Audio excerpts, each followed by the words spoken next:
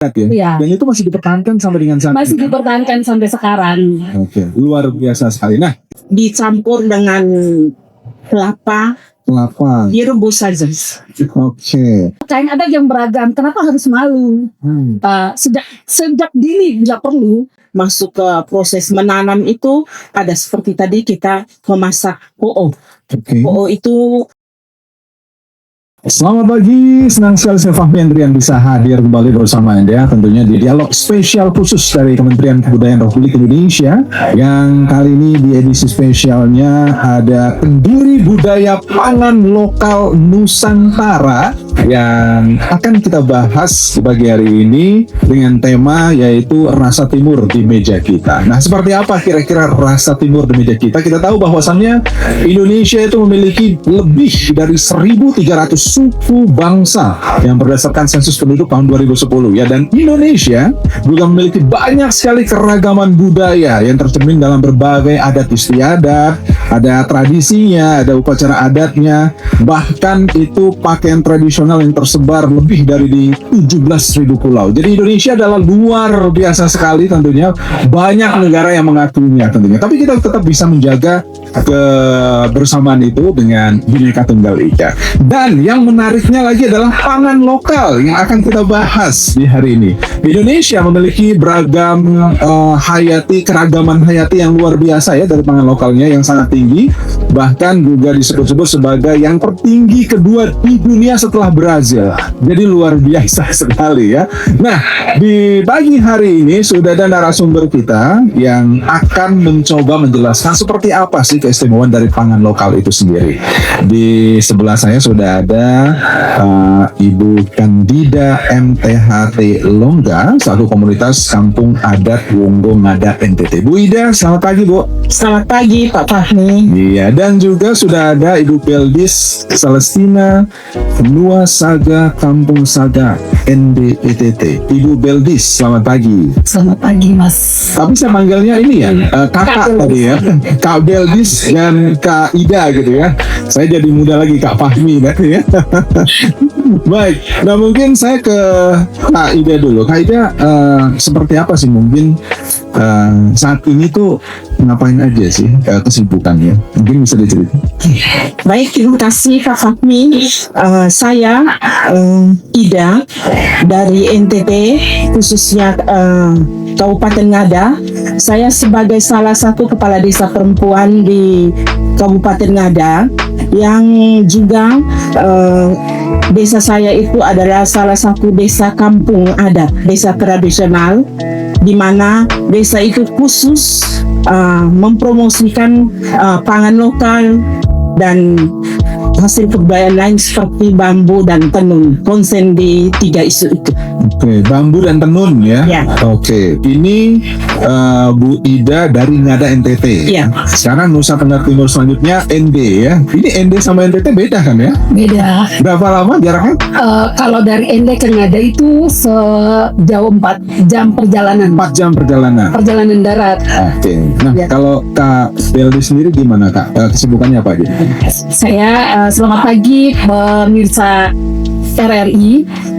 Saya Beldis dari Nuasaga, salah satu kampung adat di Kabupaten Tinde yang secara turun-temurun masih menjaga tatanan nilai kearifan lokal. Sehari-hari saya sebagai petani. Oh, luar biasa. Tapi banyak yang tidak percaya.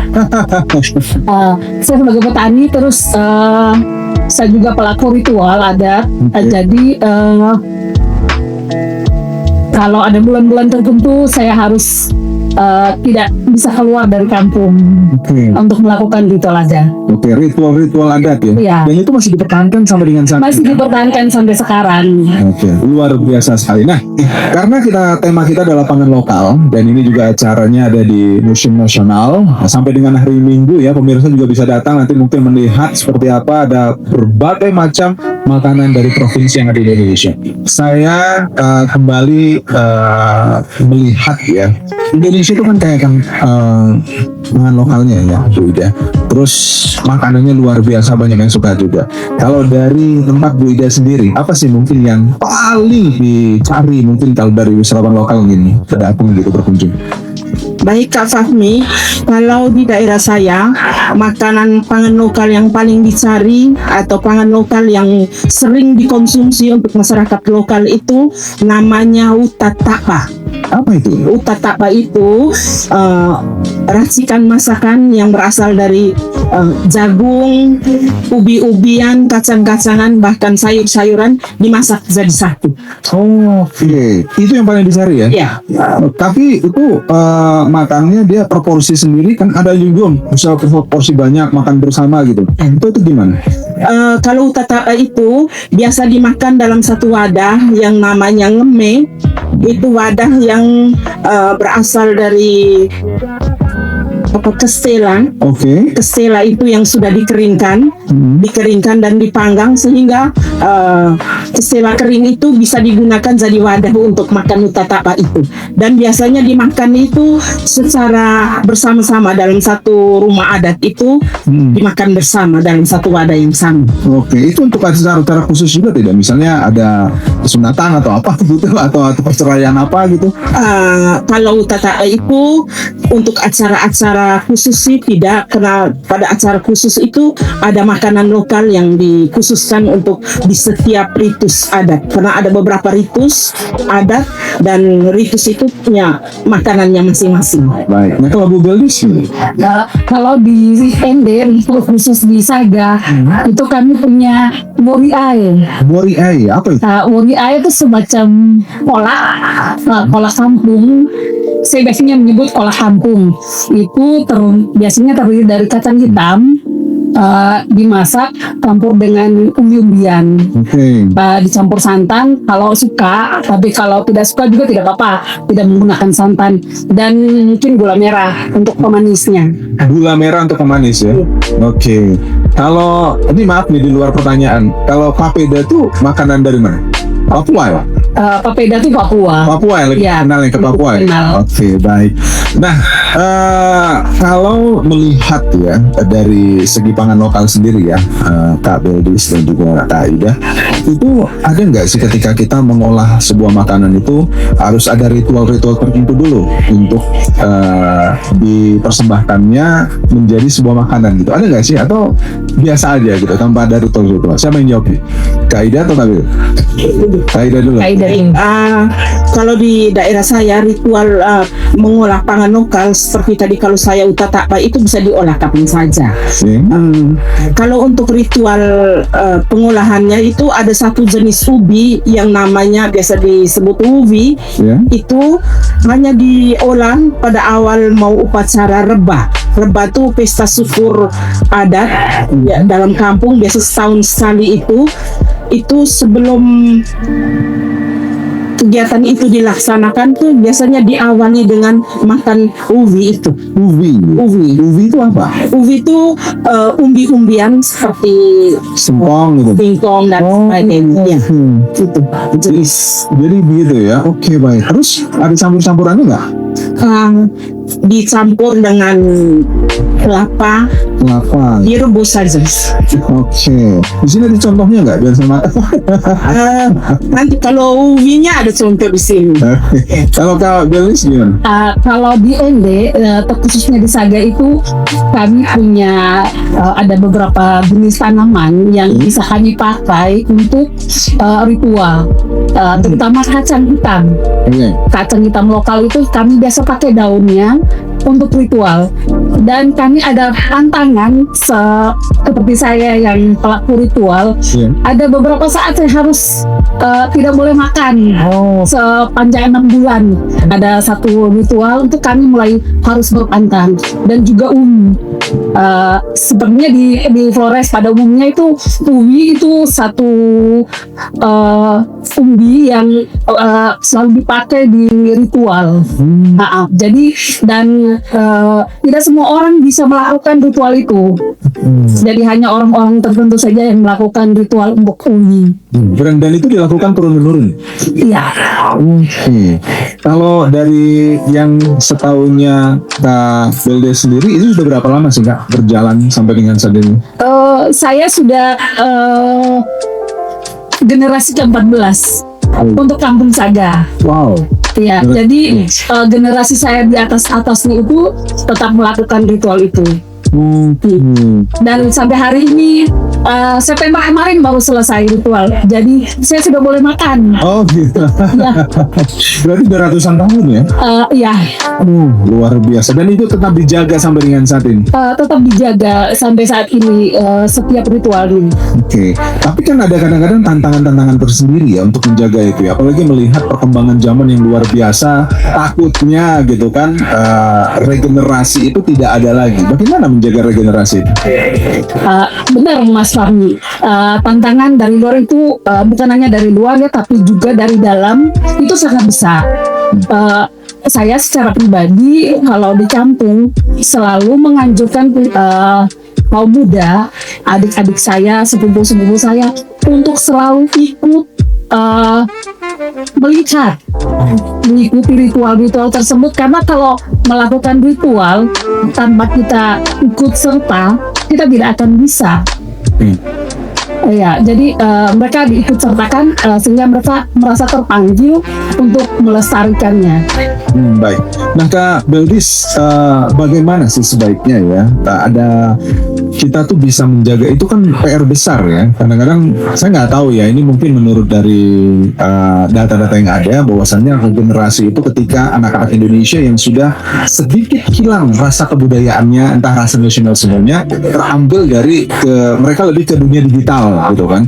Itu kan PR tersendiri untuk setiap dari provinsi yang ada di Indonesia. Sementara padahal orang-orang luar itu sangat mencintai gitu. Melihat kita tuh indah banget, kita bisa menjaga keharmonisan, berarti istiadatnya luar biasa, tetap terjaga. Mereka aja pengen kayak kita, tapi kita malah pengen kayak mereka gitu kan. Nah itu gimana Kak Beldis melihat seperti Kak Beldis tadi menjaga untuk terus mengajarkan budaya ini pada anak-anak kita. Itu bagaimana sih menjaganya supaya tetap solid sampai dengan saat ini?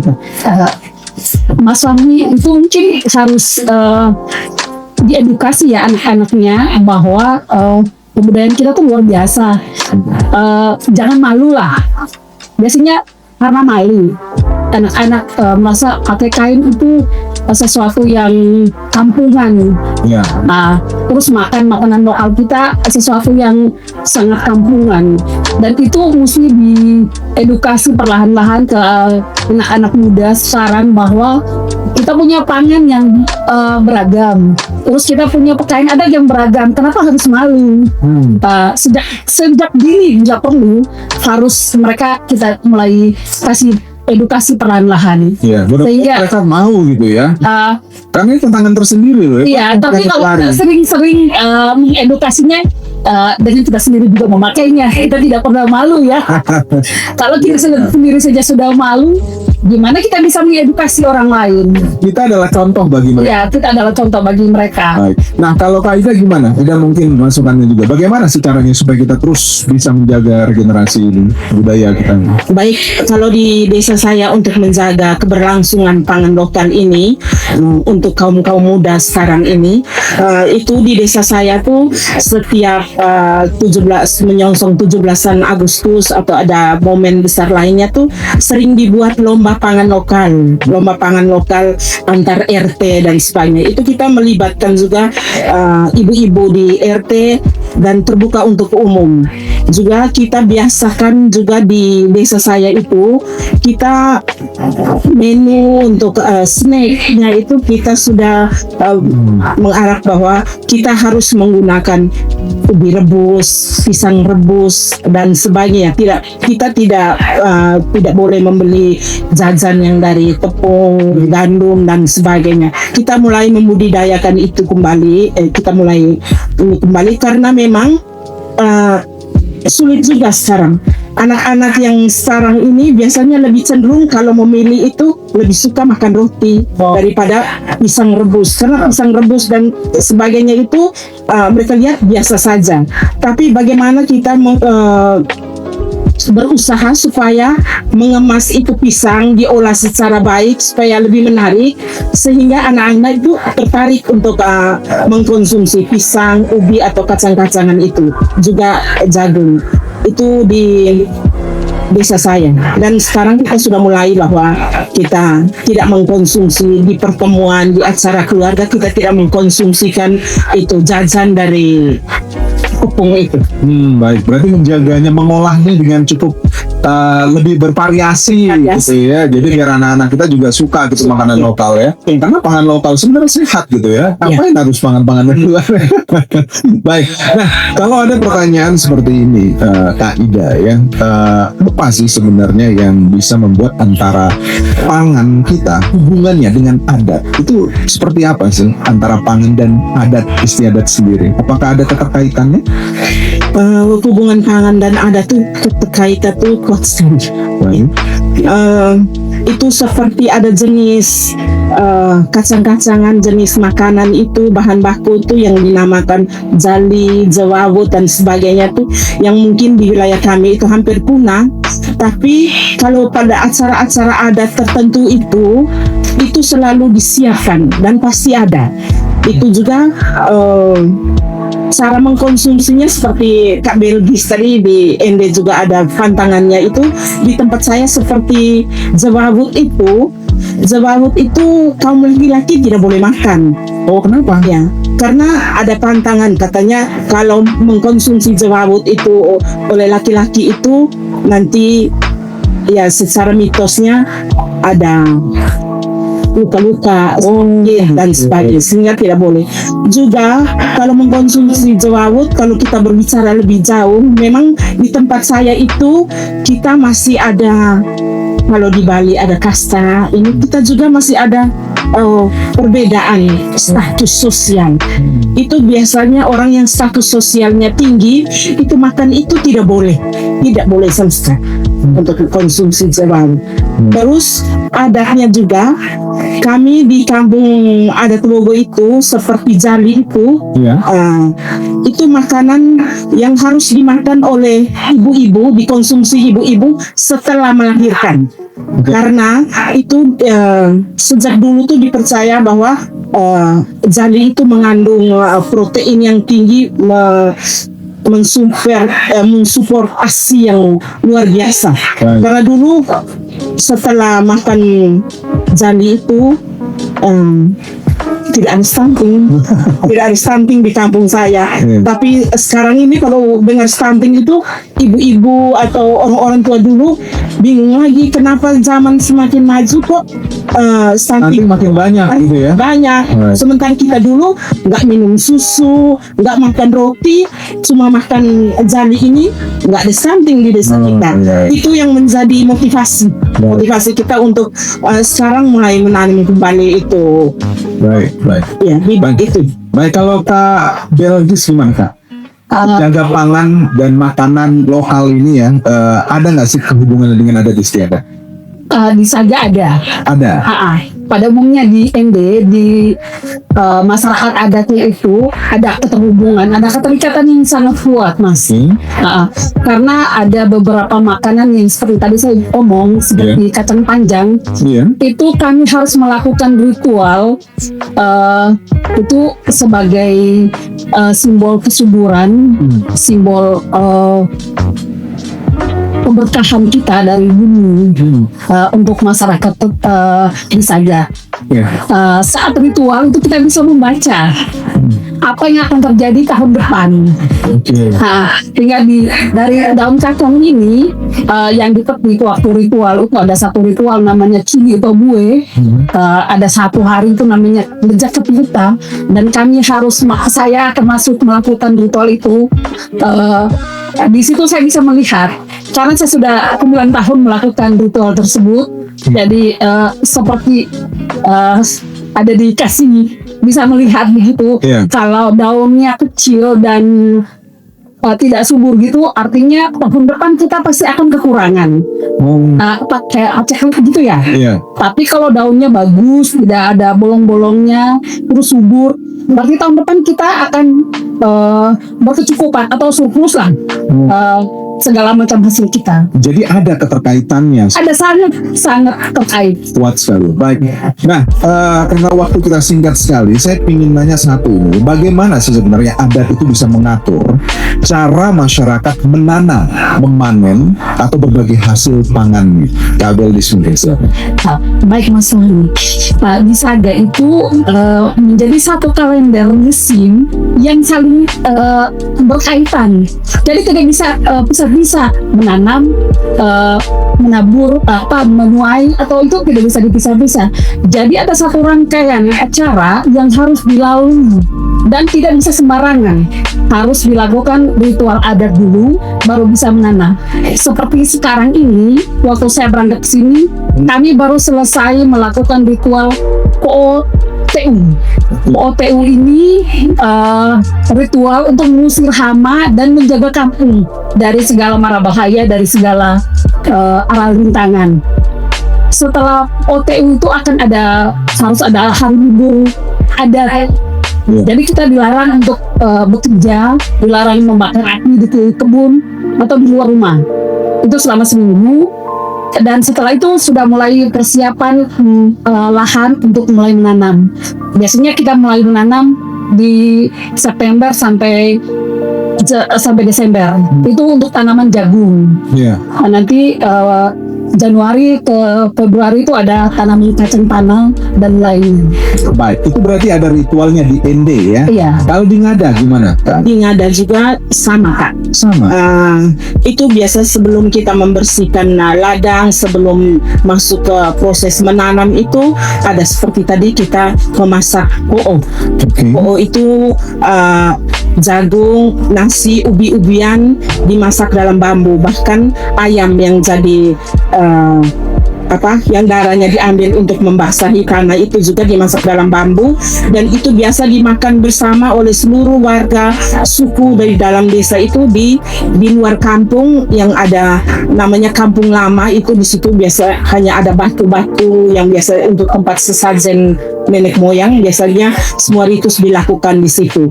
Itu sebelum kita mulai membersihkan ladang dan menanamnya. Baik. Nah, ini pertanyaan penting juga. Bagaimana sebenarnya peran perempuan dalam menjaga pangan lokal dan tradisi kuliner khususnya di Ngada? Sebelum saya ke Ende. Baik Kak Fahmi, itu seperti tadi yang saya sampaikan terdahulu.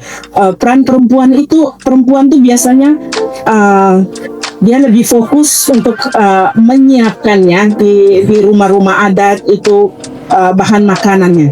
Peran perempuan yang sekarang kami mau hidupkan kembali, bangkitkan, dorong itu, kita mulai melibatkan perempuan atau melatih mereka bagaimana mereka itu lebih kreatif, bagaimana untuk mengolah pangan lokal ini sehingga pangan lokal ini tidak punah dan pangan lokal ini bisa dikonsumsi oleh anak, oleh anggota keluarganya, atau pangan lokal ini juga bisa kita sajikan untuk tamu yang masuk ke kampung itu, sehingga kita tidak perlu merasa minder bahwa kalau kita memberi tamu itu makan jagung, makan ubi, kita dinilai bahwa kita itu miskin, tidak bisa memberi tamu itu nasi, atau tidak memberi tamu itu roti.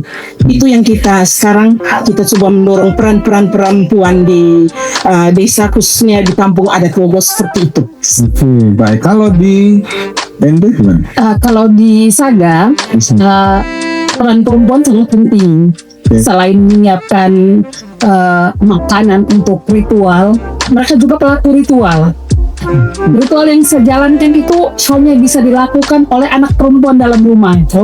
Darah langsung. Menantu tidak bisa, Mas. Gitu ya?